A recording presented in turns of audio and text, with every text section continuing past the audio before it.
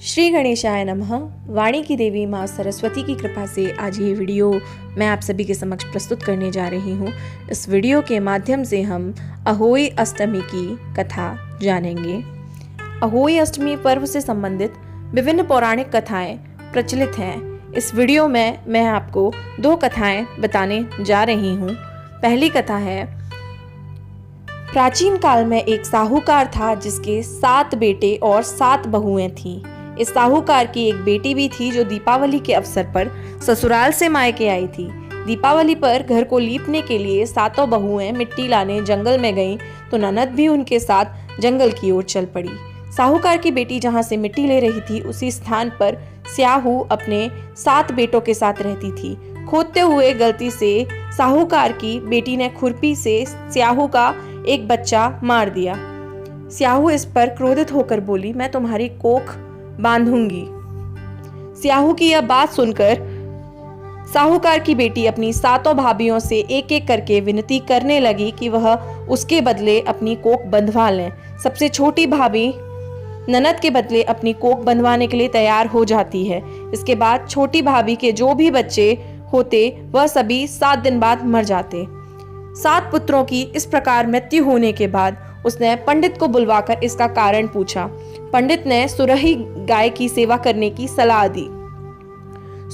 सुरही सेवा से प्रसन्न होती है और उसे स्याहू के पास ले जाती है। रास्ते में थक जाने पर दोनों आराम करने लगते हैं। अचानक साहूकार की छोटी बहू की नजर जाती है। वह देखती है कि एक सांप गरुड़ पंखनी के बच्चे को डसने जा रहा है और वह सांप को मार देती है। इतने में गरुड़ पंखनी वहां आ जाती है और खून बिखरा हुआ देखकर उसे लगता है कि छोटी बहू ने उसके बच्चे को मार दिया है।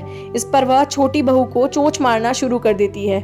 छोटी बहू इस पर कहती है कि उसने तो उसके बच्चे की जान बचाई है।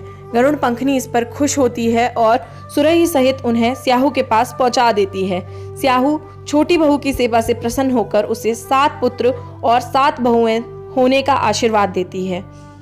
स्याहू के आशीर्वाद से छोटी बहू का घर पुत्र और पुत्र वधुओं से हरा भरा हो जाता है। अहोई अष्टमी का अर्थ इस प्रकार से भी होता है, अनहोनी को होनी बनाना, जैसे साहूकार की छोटी बहू ने कर दिखाया। दूसरी जो कथा है वो कुछ इस प्रकार है कि दंत कथा के अनुसार एक बार एक औरत अपने 7 पुत्रों के साथ गांव में रहती थी। एक दिन कार्तिक महीने में वह औरत मिट्टी खोदने के लिए जंगल में गई। वहां पर उसने गलती से एक पशु के शावक की अपनी कुल्हाड़ी से हत्या कर दी।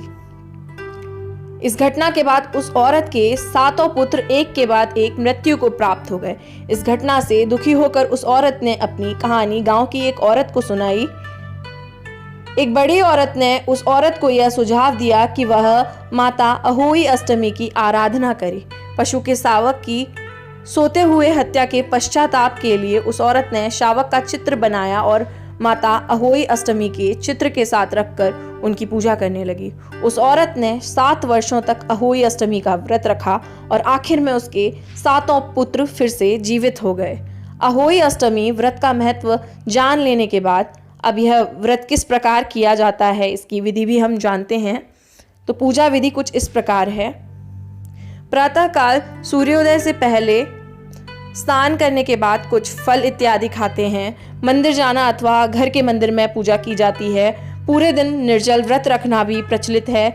शाम के समय बच्चों के साथ बैठकर अहोई अष्टमी माता की पूजा करते हैं। दीवार पर अहोई अष्टमी माता की तस्वीर बनाते हैं अथवा एक कैलेंडर भी आप बाजार से ले सकते हैं। शाम को तारा निकलते ही उसको जल व खाना अर्पण करके ही व्रत खोलते हैं।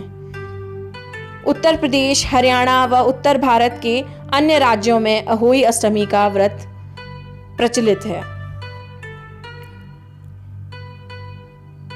इस वीडियो को ज़्यादा से ज़्यादा लोगों के साथ शेयर कीजिए। चैनल को सब्सक्राइब कीजिए। धन्यवाद।